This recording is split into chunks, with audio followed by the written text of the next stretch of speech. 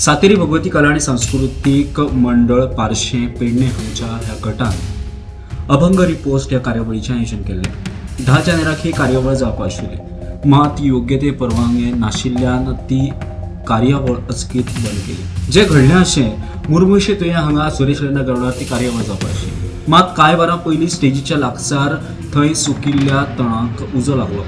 ते फाटभुंयेचेर उजो पळयपी दळान येवन थंयसर त्या उजेचेर नियंत्रण हाडलें। मात अचकीत सगळी यंत्रणा जागी जाली आणि थंय येवन ती कार्यावळीक स्टे हाडलो। तेंच्यांनी खंय योग्य परवानगी घेवंक नाशिल्ले।